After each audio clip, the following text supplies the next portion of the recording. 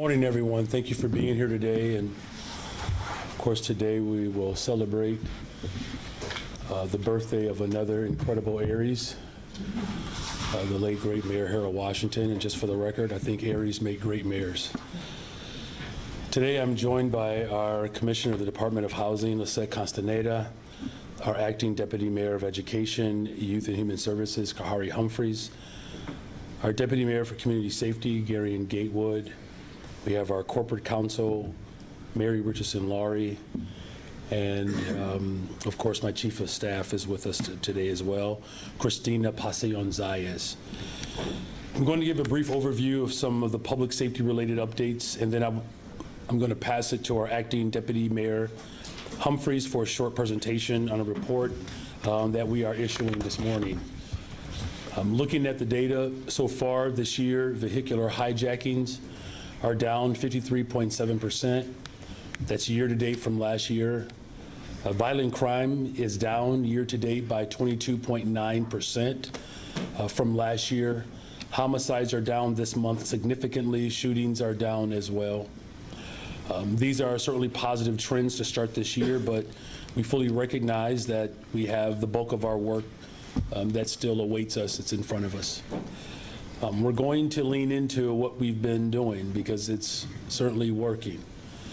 We're going to, of course, try new strategies where we see there's a necessary fit for that. And we're going to work hard every day, of course, to keep our community safe. On Friday, the independent monitoring team filed its latest report on the city's progress on the consent decree. Although we still have a long way to go, the reality is that we have taken significant leaps forward. And the report indicates that. Our preliminary compliance is up to 92%. Our full compliance jumped from 9 to 16%. Superintendent Stelling shares my perspective that constitutional policing is fundamental to building safer communities because it rebuilds trust between residents and law enforcement officers. This report shows that we are continuing to make significant progress on achieving a transformational shift in our city's policing. This weekend, there were 3 promotional flyers of teen trends that were set to take place in Millennium Park, the corner of Ogden and Damon, and in Hyde Park. Through the hard work of community-based organizations, street outreach workers, and our Chicago police officers, we were able to prevent 2 of them from occurring. The Hyde Park gathering did manifest, so we deployed our crisis prevention response unit to the location and ensured that CPD had significant resources to handle the situation. CPD made a handful of arrests, and we will continue to monitor the situation. Although we are glad that we were able to prevent 2 large team gatherings this weekend, as I've said before, 1 is too many. We want our young people to be able to explore every part of our city. That is their right as Chicagoans. But we cannot allow gatherings to turn violent and put our young people and our entire communities at risk of gun violence.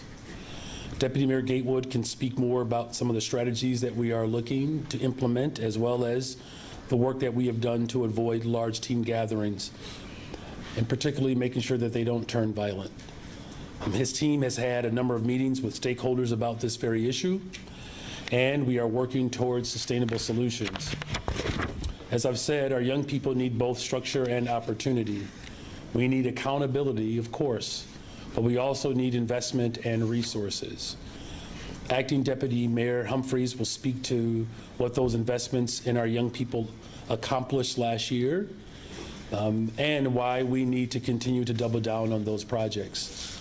Lastly, when thinking about our young people, I want to provide an update to the contract between the Chicago Public Schools and the Chicago Teachers Union. I'm sure many of you are aware that the contract was ratified by 97% of our teachers, as well as all members of the Chicago Teachers Union. That's the highest number in decades, potentially ever. I was proud to help land this contract by bringing folks together right here in this very room. This contract is a win for students, educators, and for all Chicagoans. The contract codifies the doubling of libraries and librarians for our schools, more than tripling the number of sustainable community schools from 20 to 70, over the course of the agreement, smaller class sizes at all grade levels, nurses and social workers in every school on every instructional day, protections for academic freedom. That means no matter what happens at the federal level, Chicago's teachers have the freedom to teach Black history, freedom to make sure that we are protecting our LGBTQ plus students, our undocumented students, and our students with disabilities, and additional investments in sports and arts programming across the district. This contract aligns with my administration's vision to achieve equity in Chicago's schools. I look forward to seeing how the implementation of this current contract uplifts our young people and strengthens our city as a whole. The people of Chicago voted for an educator to land a contract that speaks to the needs of the city of Chicago.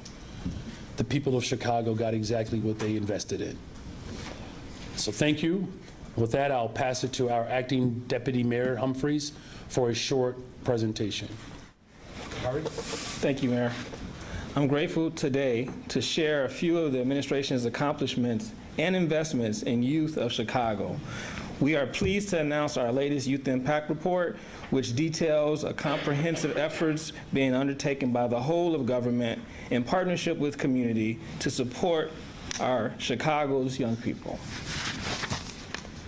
The Youth Impact Report showcases the landmark year of investment, opportunity, and empowerment for Chicago's young people.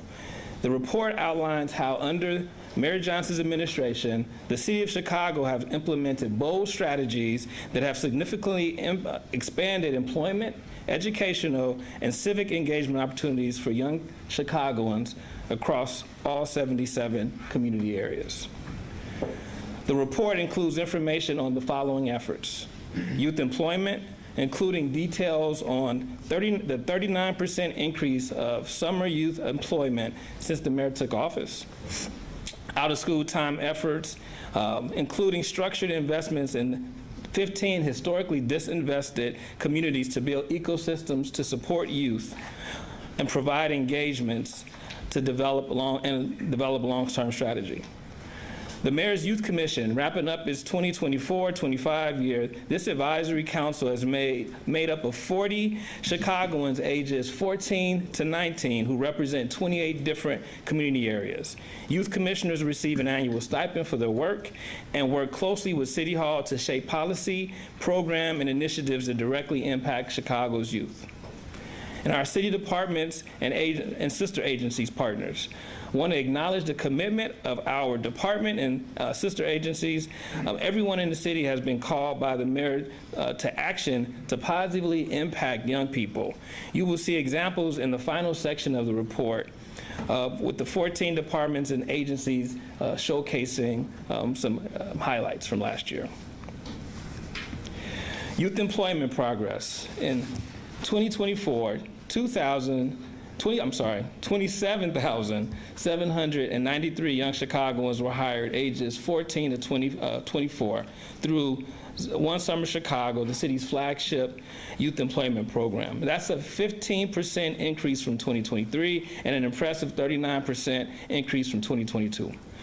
These summer jobs offer to young Chicagoans give paid work experiences that build skills, strengthen resumes, and foster financial independence.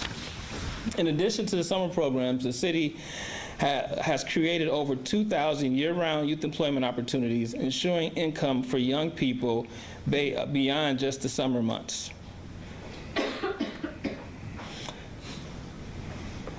The Peacekeeper Pilot Program, in partnership with Good Kids Mad City and the Department of Family and Support Services, is a 6-week training pilot that was launched for 100 young people between ages of 16 to 24 through One Summer Chicago program last year.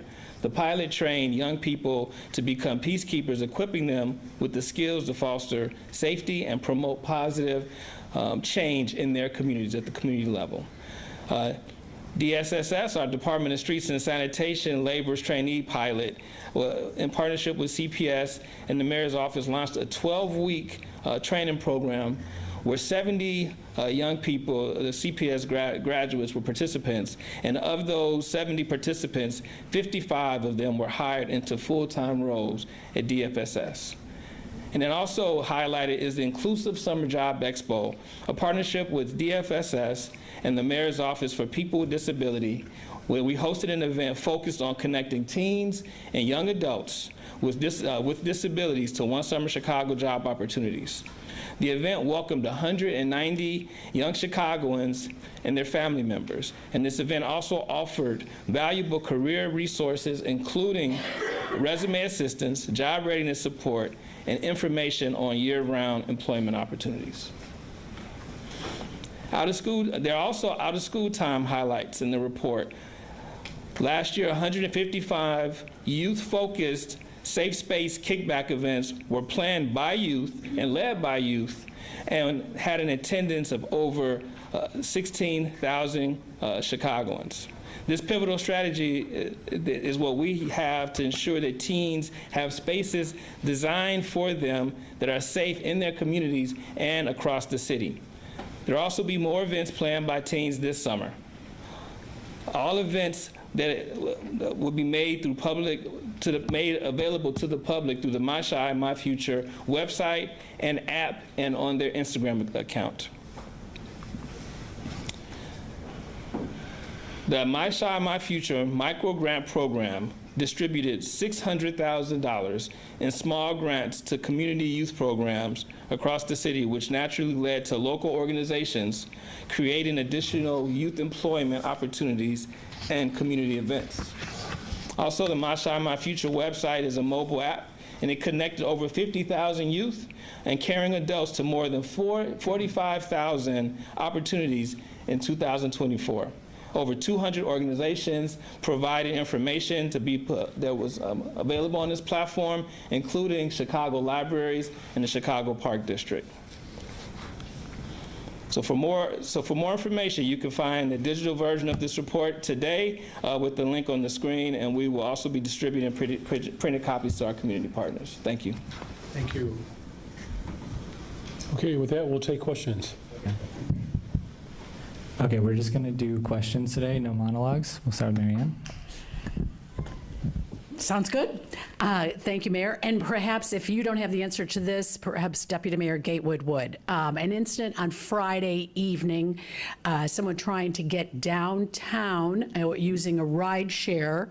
The ride share had a blocked off map and said no rides downtown. And we wondered if perhaps the city or the police department is working with the ride shares during times of possible teen takeovers to prevent people from coming into the city. Thank you. Thank you, Deputy Mayor. Thank you for that question. What I will tell you is we try to explore every avenue. There are times where we look at geofencing. That could have been one of those times, so we do look at geofencing in large events, sort of like Lollapalooza and other areas, to really think about how we can maintain some of the traffic and foot traction downtown. So we can get back to you with specifics on whether or not that was the case last Friday. And so I guess you can opt out. You can still come if you want, but are you trying to warn people and say, hey, maybe this isn't a good time to come here? Well, no, what we're trying to do is make sure, like we've always done, limit the amount of traction, especially if we know that there's going to be a teen trend. A lot of the work that we do ahead of time is to try to eliminate those. I think we actually eliminate a lot more than are covered. So let's say there's 10 planned, we typically knock 9 of them out, sometimes 10. And this is all a part of that work that we do to eliminate these from happening. Great. Thank you very much. Mayor, what about hearing two names? One, of course, that I've heard many times, Christina Pacione-Zayas. And I know you've said no, but might she be the interim CPS chief as Pedro Martinez is leaving at the end of the school year? And what about John Roberson? Is he headed to the CTA? Well, let me just say that between my Chief Operations Officer, John Roberson, and my Chief of Staff, Christina Pacione-Zayas, these are two incredible Chicagoans that have dedicated their lives to public service. I've enjoyed their council, as well as their leadership as we have worked to transform the city of Chicago. I have not made any permanent decisions regarding either one of them, but I will say this, that they are two incredibly talented individuals, and the city of Chicago is certainly blessed to have them both, and I am personally to have them part of my administration. Mayor Johnson, President Trump is saying that he's going to yank $3.5 billion from the city's budget because your sanctuary city policies are dangerous. Many Chicagoans agree. A woman in Streeterville was just robbed, armed robbery, by a Venezuelan migrant who was out on electronic We need a monitoring. What do you say to the Chicagoans who ask me to ask you, when are you going to stop spending all of their tax dollars on protecting migrants and start spending their dollars protecting them? Well, clearly we are investing in the protection of our city. That's why violent crime is down significantly in the city of Chicago. Homicides are down, shootings are down, shooting victims are down, robberies are down, vehicular hijackings are down. We're all trending in the right direction. Now, no one is going to dispute that we still have work to be done, but our investments in housing, our investment in youth and workforce, our investment in behavior and mental health care services. Many people believe that somehow these investments would take years to manifest. Well, that's obviously inaccurate, and we are proof positive that when you invest in the people of Chicago, the outcomes for people improve. So violence is down, investments are up, and we'll continue to move in that direction to build a more inclusive economy for everyone. Well, you say that the violence is down. It's not that I'm saying that, it's actually what it is. So it's Well- actually true. Well, that's not how the residents feel. Well, this is not about feelings then, and this is certainly not about what you read, because clearly you're not reading the right information. Violence is down in the city of Chicago, and investments are up. Now look, no one is going to argue that we still have more work to do, and no one has taken on this issue as aggressively as I have. You know, raising a family in this city, like many other families are, there's a great deal of trepidation and anxiety that's coming from the federal government. We're not going to be intimidated by the proclivities of this current administration that has shown a great deal of disdain towards working people. The people of Chicago will be defended by my administration. Well, despite that, What's your next question, sir? the continued threat that residents feel, especially in regards to these violent black teenage mobs. Okay. They are asking for a meaningful plan. You say that you want the Okay, teenagers we to need have the safe question. We need to keep spaces. moving. We have too many people here But, waiting. excuse me, Come you on. didn't interrupt anyone else's questions. Let's Please go. stop Yeah, we got to keep interrupting, moving. We got to keep moving. But despite the fact that you keep saying that you want safe spaces for the teens, what the residents are, especially in the Streeterville area, are saying is, what about safe spaces for them? They feel that Okay. they're being Okay. That was your forced question. Thank you. to, Thank you. Look, I think I understand your question. I mean, your question basically is, how do we make sure that we have safe spaces for everyone around the city? And the way we do that, it's a couple of things. One, we have to make sure that we're making critical investments in all of our communities, and we're doing that. Making sure that people are accountable, but also making sure that there are opportunities, and that's exactly what we're doing. Thank you for those questions. I appreciate you. Good morning, Mayor. You talk a lot about transparency in your administration. I'm wondering if you can comment on something in today's Office of Inspector General report, that they received a complaint that an employee was hired due to the political connections of a family member. OIG reviewed the hiring records associated with a deputy mayor position, but it was kind of muddled in class specifications for them to kind of get to the bottom of it. Can you talk to us about who this person is and what your office is aware of as far as this investigation I is really concerned? can't. I have no idea what you're talking about, sir. First of all, everything that you said was a mouthful. So I just want to make sure that, no, it's not about the pace, but you talked about that there's classification of an alleged family member connected to a deputy mayor. Like, that just doesn't make any sense at all. Just reading the report that says after receiving a complaint that an employee was hired. So there's no such, so no one in my family, works for me. So I can just clear that up. Okay, so your No reaction. one in my family works. I don't think the allegation is that a member of your family. Okay, well, but a hold it family then. Well, member- let's do this. Maybe I do need you to slow down. Okay. So why don't you start over with your question? not the monologue. Just ask the question. It's not a monologue. I'm reading what the Inspector But General just reported. ask the question.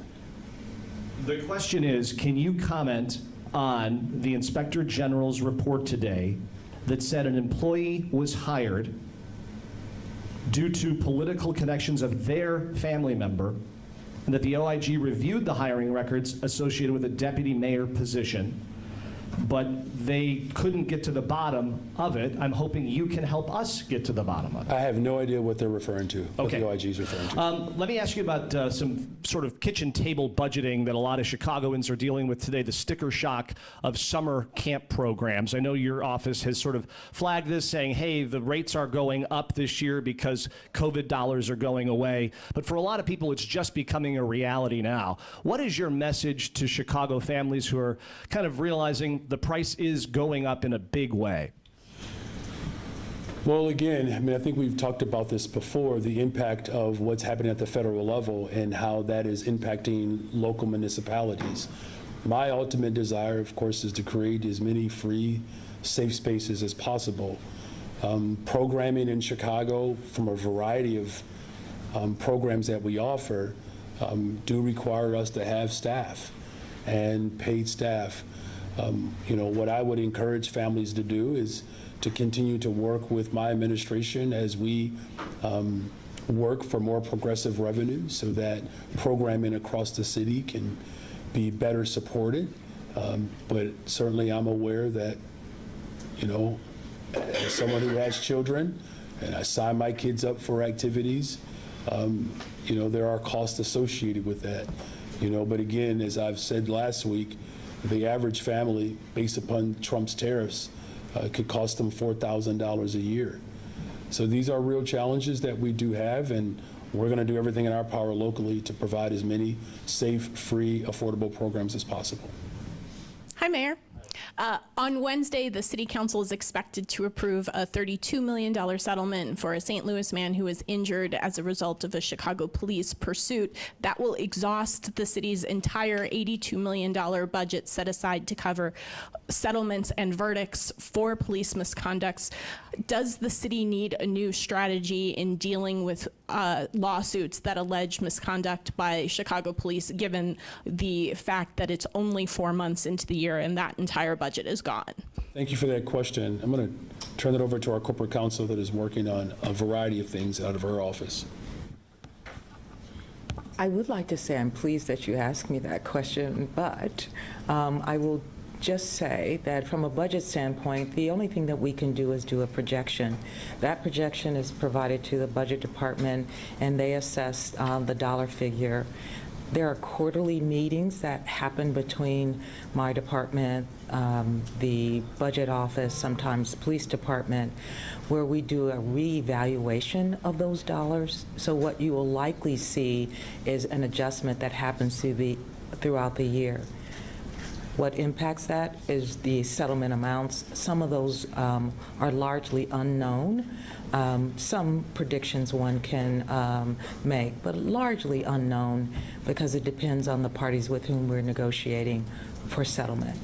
But what you will likely see is an adjustment that will happen throughout the year on a quarterly basis so that we can meet our obligation, both in terms of the legal obligations and our budgetary obligations. The city is facing more than 200 lawsuits that name one of 3 Chicago police officers, former Detective Ronaldo Guevara, former Commander John Burge, and former Sergeant Ronald Watts. Should the city negotiate a global settlement involving those specific officers to reduce the toll to Chicago taxpayers? Refer back to our corporate counsel that, look, we have inherited quite the mess, right? Many of these cases that we're referring to happened, decades ago. But I do know that our corporate counsel is fully aware of the cases that we have to address, and I know her department is working through a variety of options. Thank you for the question. Each of those individuals, the plaintiffs are represented by an individual counsel. So I just want to be sure that we're properly characterizing the notion of global doesn't really apply, because each of them approaches it based on the advice and counsel they get from their particular counsel. That said, what we did do at the latter part of last year, we stood up a new division called the Mass Torts Division. That particular division centers itself largely around a particular officer, where there were a number of cases associated with said officer, and that was former Officer Watts. That there are over 180 cases that remain in that category. So that is one methodology of if you will, placing a group of cases around a particular officer on a path for negotiations for settlement and, if applicable, trial. We separately, through our reverse convictions division, have a division that centered itself around Guevara cases and other such cases.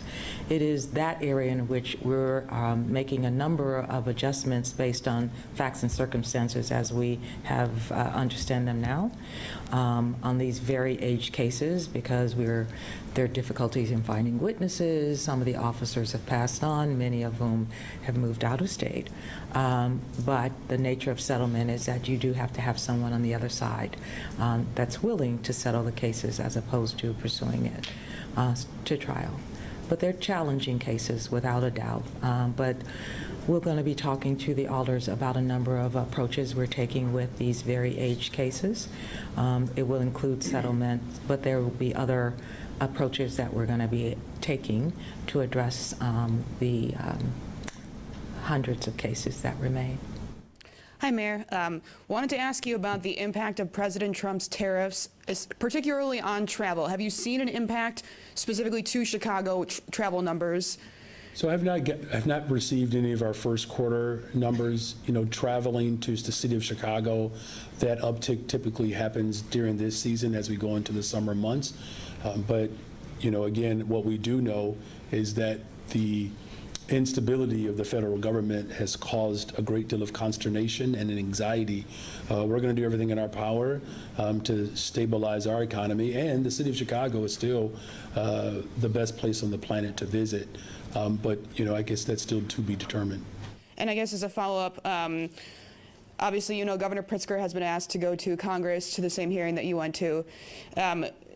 I guess, you know, from one elected official to another, do you have advice for him? Would you recommend hiring a law firm like you did? Was that something you felt helped you in prepping? I mean, look, that's a personal decision for the governor. You know, what I do know is that, you know, we work very hard in the city to protect working people.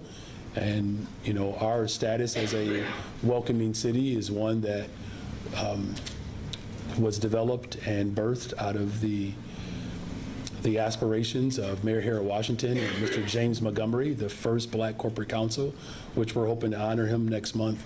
And what it has done, it's proven that the Welcoming City Ordinance ensures that our local law enforcement focuses on local issues.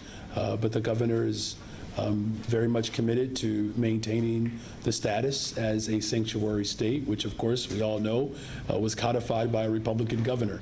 And, you know, I just hope that we can, you know, focus our attention on working people because I firmly believe that's where the energy has to be, that whether you are documented or undocumented, whether you are a descendant of slaves, what have you, that the people of this country are looking for a government to offer up some certainty around how their quality of life can be either achieved or maintained. And that's what my focus is going to be. Good morning, Mayor. It really is. The Cubs are in first place and the White Sox are, you know, they doing all right. Well, Mayor, your first quarter's legislative agenda in City Council in Springfield largely didn't get over the finish line. Do you expect your policy agenda to pick up in the next few months? And what do you think were the roadblocks last quarter? Which things are you referring to? Outlined in the first quarter was, hemp, the Anjanette Young ordinance, green social housing loan, the cumulative environmental impact ordinance. It's still in place, right? I mean, look, there's a process that we go through. And as someone who is committed to collaboration, it's making sure that we're listening to all stakeholders and voices in this effort to ensure that, that our policies reflect our values. As much as I recognize that there are people that would like to see things move quicker, I was talking to a state senator who carried a bill for Mayor Richard M. Daley, and it took him 16 years to pass that bill, and Mayor Richard M. Daley wasn't even mayor once he passed it. Now, I'm not saying that we're going to, take that type of length of time. But what I'm just simply saying is that what my administration has been able to accomplish in just 20 months,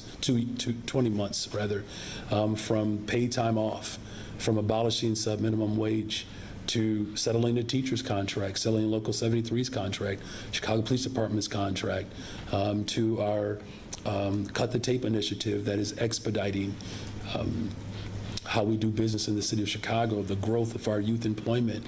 Again, almost 4,000 affordable homes have been built. It's clear that our agenda is moving at a pace that I don't think people anticipated. Opening up 3 mental health clinics, violent crime is down. Some people reported that our ideas that it would take years for the manifestation of those investments to take root and then to show some fruit from that labor. But yet here we are. Look, I'm committed to making sure that the values that I ran on and that the people of Chicago expect me to deliver on, that we're going to do everything in our power to ensure that. As far as roadblocks, it's like any other parliamentary or procedural elements where, you hear the experiences of other experts who have a vested interest in any variety of the things that you just mentioned. We're going to continue to listen to them, but I'm confident we'll, build the coalition that's necessary to see these things come to pass.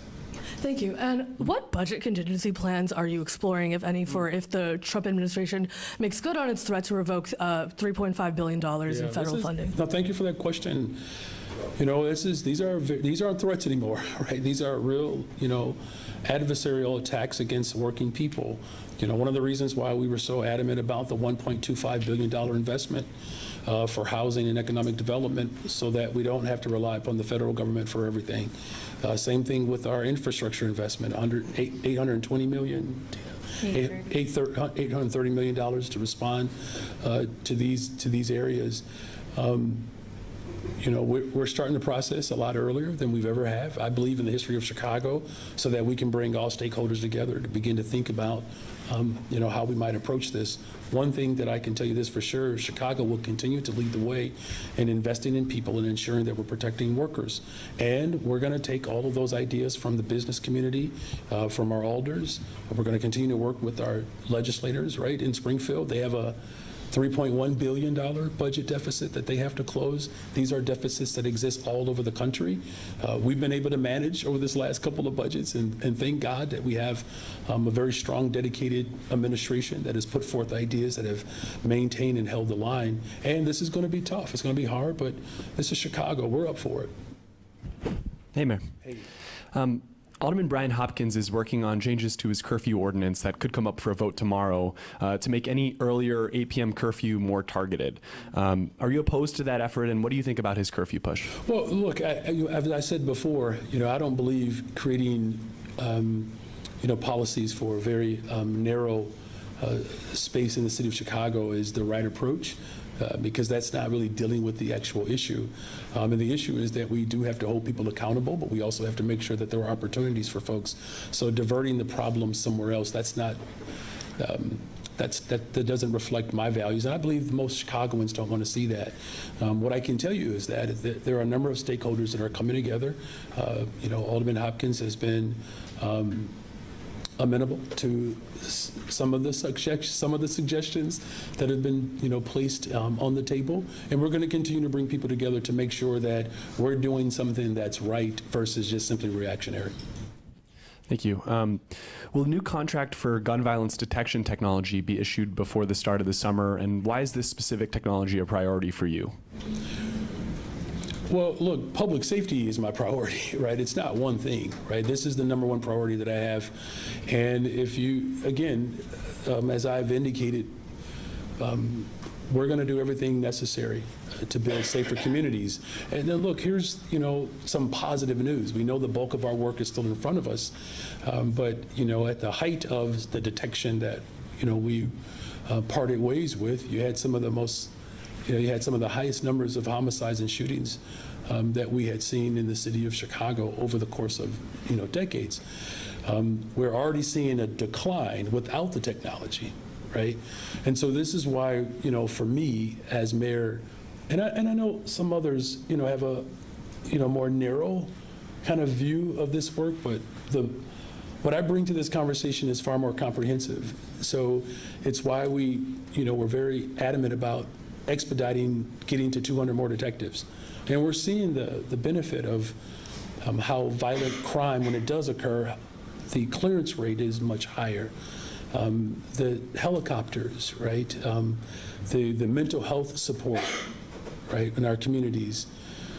Showing up with jobs and economic opportunities, right? I mean, if it was just one, if it were just one thing that could make us all safe, I believe the city of Chicago would have purchased that before I became mayor. It's not just one thing. It's going to take all of us. It's also going to take, our business community as they have stepped up and they are raising money for violence prevention and our CVI workers. There's a whole plethora of ideas as well as policies that we've implemented that I believe are attributed to the decline that we are experiencing. So, we're going through that RFI process and, we'll see who manages to move to the top, and we'll make the appropriate decision when that time comes. Mayor, how are you? Pretty good. So I failed to mention, I'm sorry, not just the Cubs and the Sox, but the Bulls are in a playoff game. How about that? So I'm feeling pretty great. Is that a new haircut you got? Looks Okay, good. all right. Knock it off, Craig. I wanted to circle back to Brian Hopkins and this ordinance. Yeah. Is there any kind of modification or amendments to an 8 p.m. curfew that you might be amenable to that, you could work with police and alders and people in Streeterville, for example, to make everybody feel safer and yet still allow the kids to have some ability to go everywhere in the city, as you said?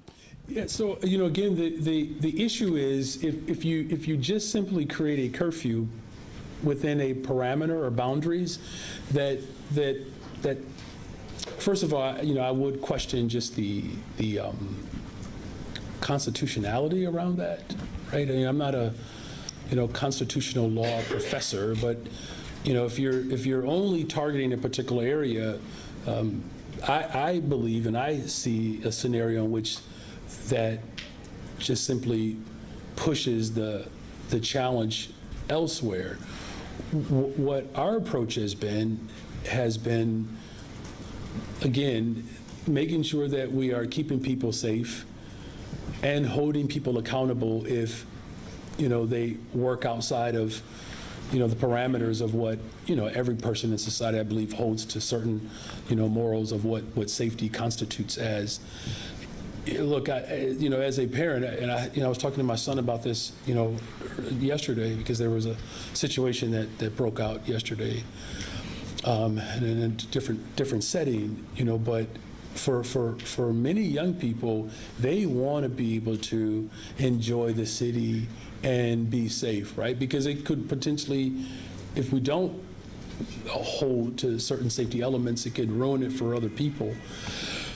The last thing that I'll say to this is that there is a table that we've convened, right, where we're working through a variety of possibilities.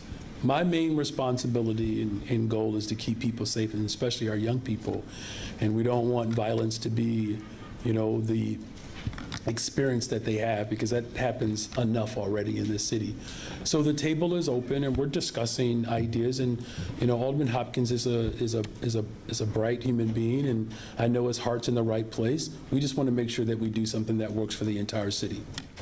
Could you speak to this past weekend? Deputy Mayor Gary Gatewood spoke to that 2 of the 3 teen trends, or whatever we want to call them, were prevented. Could one of you speak to, what contributed to that, and is this some new policy that you're going to try to institute in coordination with the police Yeah, to try thank to you. prevent these? Yeah, thank you for that question. I just, before I pass it to our deputy mayor, these invitations come quite frequently, right? And there are a number of these invites that don't materialize because of the hard work that is done. But I'll, pass it to our deputy mayor Gatewood to speak specifically to some of the strategies that we use. We don't want to, divulge all of them, right? Because, some of these individuals who are promoting these events, believe it or not, they do watch my press conferences. Thank you, Mayor. That's a great question, Craig. We can go back to last summer where we saw spikes in teen trends, and we did a lot of work to help eliminate those, including working with the Fourth Ward and hiring a young person who was promoting those teen trends, who actually helped us put together Peace Palooza in the Fourth Ward. So, when the mayor often talks about youth employment, that's a prime example of a young person who was helping lead that charge, who we brought in to help work with us and kind of stop some of those. In regards to some of the additional work that happens, that is a strong line of communication between the Chicago Police Department, the Office of Emergency Management Communications, our partners in community violence intervention, and so many other folks come to the table together to have a better understanding of how we deploy resources, how we communicate with promoters, and some of the other work. And I will say, in regards to the table that the mayor mentioned, we met with Alderman Hopkins, Alderman Robinson, Alderman Conway's office, and also Alderman Riley's office just last week to talk about not just a curfew, but honestly how we look at large gatherings overall and how we can partner with each other. So it is not just one community, because we've also had conversations with people in the Streeterville community. So we've been very intentional about our outreach and what we plan to roll out throughout the summer. We're going to listen to the young folks. We're going to listen to those community members. We're going to listen to faith leaders. All of us are going to come together to develop a policy that can continue to help the decline in teen trends. Now, obviously, you're not going to stop all of them, because just again, like as I mentioned, there were 3 promoted, but the one that happened a couple of weeks ago wasn't promoted, and we stopped 3 that day. So we're going to continue to do our work to work with the people who are organizing those and continue to deploy the resources as necessary to try to put a stop to them before they happen or before they get out of control. Almost good afternoon, Mayor. Yes, almost good afternoon. Thank you. Following up on what you were talking about, the latest teen gatherings that have happened downtown, what are your feelings on the overall feeling of people who live in those areas where these are happening, and their fear that they've expressed to us in interviews? And also, what are the alternatives that are being considered beyond this, and to divert the kids, as you were talking about? If you are able to knock one out before it starts, where are they going? Are they staying home, or what are the things that are happening beyond that? Those are excellent questions. Let me just say, about the first part of your question. It is not just frightening. It is overwhelmingly cumbersome. And, I'll just speak on a very personal level, because some of these matters don't make the news. I've lived in a couple of communities in Chicago, where whether it was documented as a teen trend or not, you're coming home after, a tournament with your kids, and it's 9 o'clock at night, and there's an apartment building on the end of the block that invited some people over, and it spills over into the streets. That can be very intimidating and fearful. So I know that feeling personally, right? These are not situations that have merely broken out in this particular section of the city. There are a number of gatherings that, in some instances, in some of our neighborhoods, they start off as a birthday party or just kind of hanging out on the inside of the house. And then more people get invited, and then it spills over onto the block, onto the major, street that's connected to that particular block. And, you're trying to drive your car through, and people won't move out of the way, and, you're getting looks I'll just say it like that. And I know there are a number of people in Chicago that have experienced that, particularly on the west and south sides. So we're very familiar with that. And, this is why, I think it's so critical. I mean, I think to the last part of your question of why we have to have a holistic approach, because we've seen where in some neighborhoods where these, they're not referred to as trends or teen takeovers, but they're large gatherings where they've gotten out of control and someone, has a gun and then it leads to a mass shooting, right? Ultimately, what our desire is to have a full strategy that involves and encompasses everyone. Because I think to the inference that you were making or reference that you were making about making sure that it just doesn't, metastasize, right, or redeploy somewhere else, that is not what I believe the people of Chicago want as relief, just as long as it doesn't happen over here. Our approach is to make sure that it doesn't happen anywhere.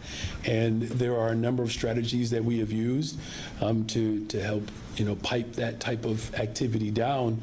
But it's something that we're working on, right? I mean, I think the last thing that I'll say is these type of large gatherings, what are now referred to as teen trends, they were called something else 15 years ago, right? So this is, as the Bible says, there's nothing new under the sun, but our approach certainly has to be far more innovative to ensure that we keep people safe, and then we hold people accountable if they work outside of the parameters of the law. Okay. Governor Whitmer made headlines visiting the White House recently. Mayor Lightfoot went to the White House during the first Trump term to have meetings.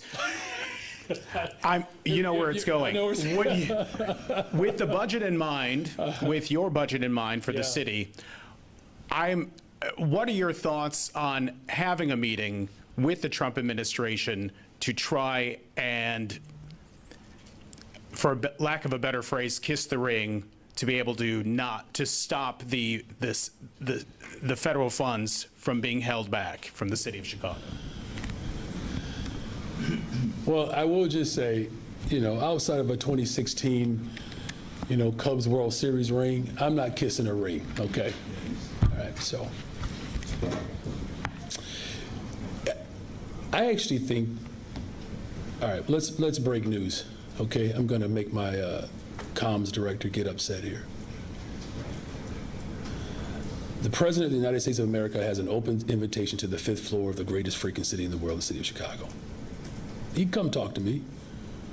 And here's, in all sincerity, Al Raby invited Dr. King to come to Chicago. He was one of many. And just not too far, just around the corner here, Dr. King was in the office with Mayor Richard J. Daley. And I think that it's pretty well documented of their relationship and how they felt about one another.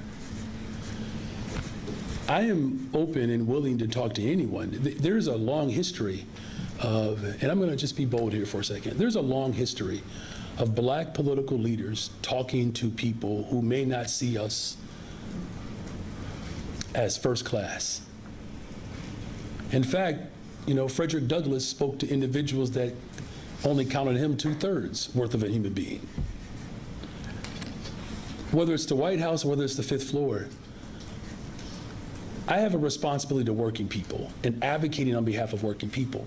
But trying to force your will to break the spirit of working people in order to have a conversation, that's terrorism.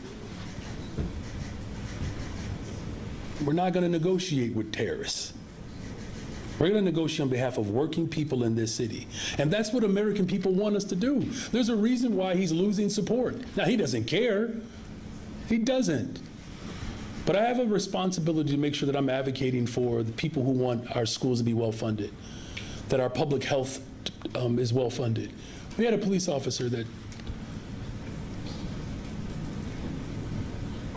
who was a mother and a wife, who was walking around and doing this job clearly in pain. Clearly in pain. This president refuses to see our humanity. There are families who are desperately looking for good paying jobs and are worried about whether or not their ends are going to meet. And his response to this economy is to give tax breaks and benefits to the ultra rich while the rest of us are struggling. Now, I'm happy to talk to him, but I'm going to tell him the truth. You got to show up for working people in this city, in this country, and not for the oligarchs and the ultra rich. That's what has destroyed our economy, is that we have the ultra rich who continue to receive tax breaks while the rest of us have to pay for their failures. He should get here as soon as possible, because people of Chicago in this country need him to actually show up for working people. And just so your words are not misconstrued somehow, you said you're talking about terrorism. You're not calling the president a terrorist? No, what I'm saying is trying to hold people hostage and manipulating them to succumb to his will and then hold up our tax dollars. That is how terrorists behave. And look, it's not going to hold the people of Chicago ransom.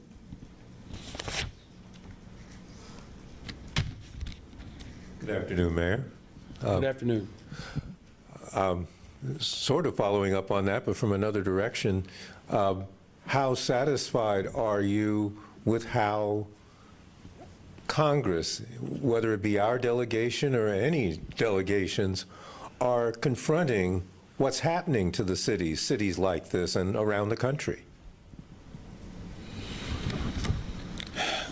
Look, I know there are a lot of people who serve this country in Washington who believe, as I do, that they have a responsibility to ensure that the lives of everyday people improve.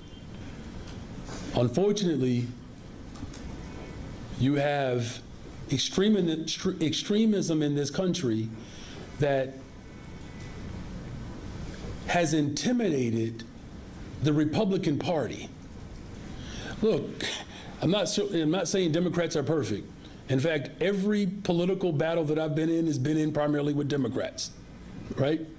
I've taken on Democrats in this city, in this state, in this county who came up short. But it is very clear that the party right now that is demonstrating a level of weakness and tepidness are Republican leaders who know that this president is off. Everybody knows he's off. And somehow they thought that he was going to turn it on once he got elected. And where the dissatisfaction is that we have extremism in this country that refuses to hold him accountable. The evolution of our democracy can be attributed to how workers and families fought back to ensure that the prioritization of the government was on everyday people. May Day is coming up, and another marker and indication of how our democracy has evolved. And I am highly disappointed that his own party won't provide some level of check and balance to his approach. And here's the thing, the last thing that I'll say on this is that, when Ronald Reagan was president of the United States of America, Mayor Harold Washington was the mayor.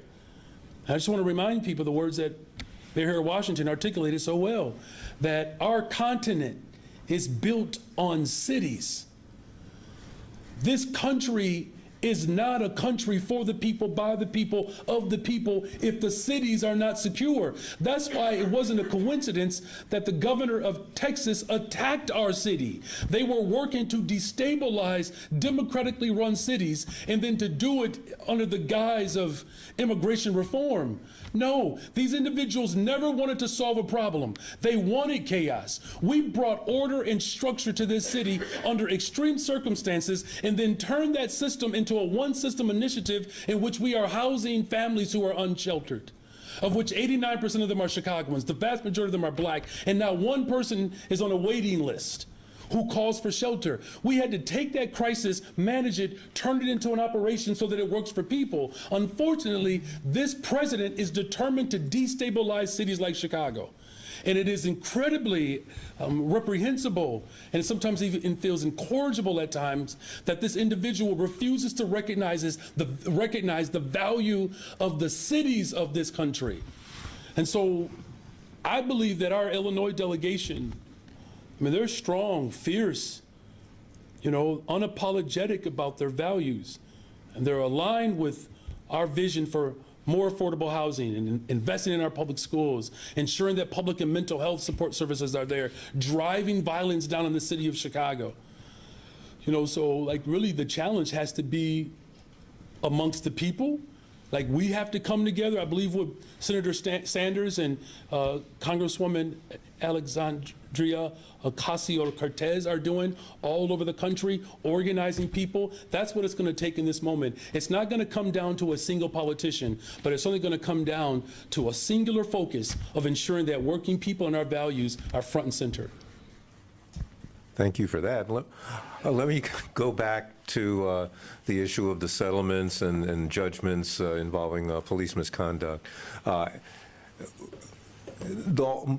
Granted, almost everything that we're dealing with now happened years, decades ago, but what are we seeing in terms of what's happening now? Are we seeing numbers, whether they are in cases or in complaints, that suggest that the kinds of reforms that have been put in place are starting to take hold, that we're not going to keep seeing these numbers going forward? Yeah, it's an impressive question. It really is. And so I just think it requires an impressive brain to lean in as well, Mary Richardson Laurie. I will say though, as indicated before, constitutional policing is certainly the model that's been fully embraced.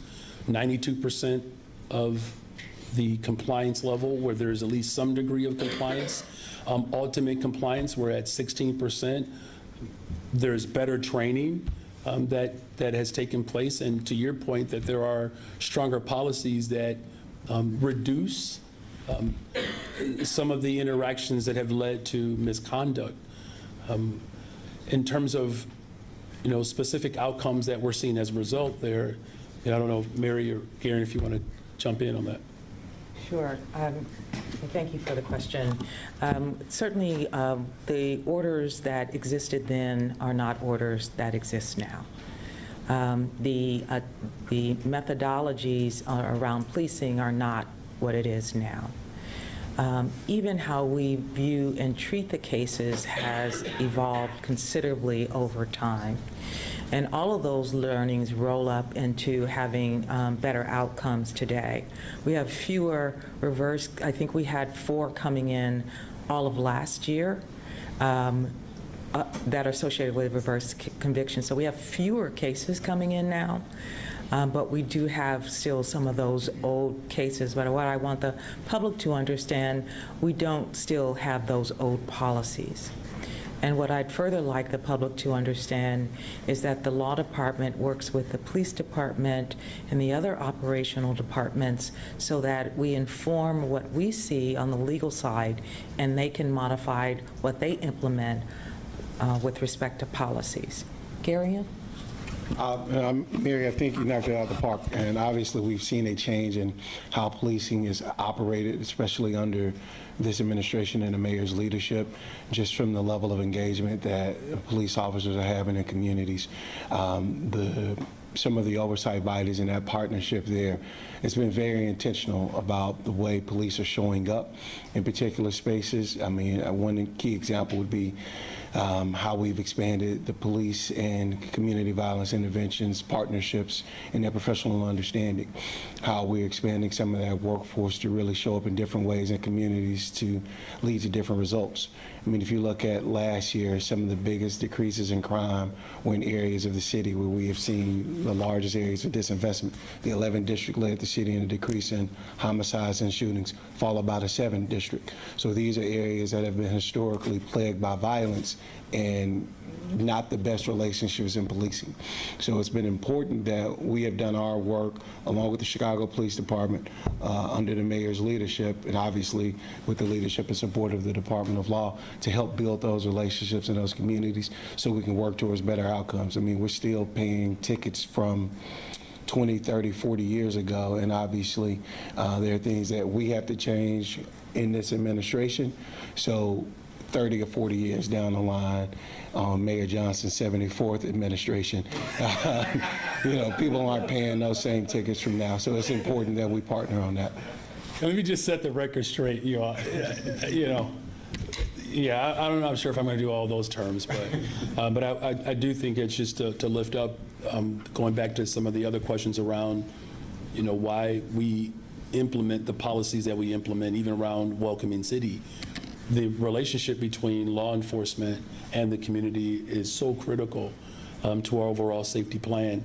And the more we build that confidence between law enforcement and the community, I'm confident that it's going to lead to better results. I was just in West Humboldt Park earlier today, and, look, we still have challenges, right? It's open drug markets and some of the other safety concerns, but people are getting organized around there. I was in a room, I was in a church basement this morning, probably 50 people in the room who were all, committed to the type of connections that we have to have. And the new 11th District Commander Tate was there, and some of the other police officers were there. Groups that hire people were there. State Representative Lillian Jimenez was there as well.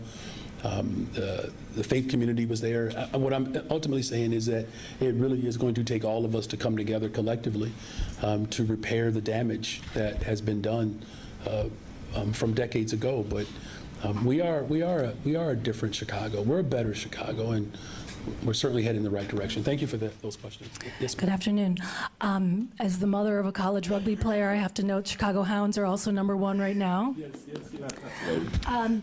So the Trump administration's Department of Education is threatening more than $1 billion in CPS funding if CPS doesn't get rid of its quote-unquote DEI policies.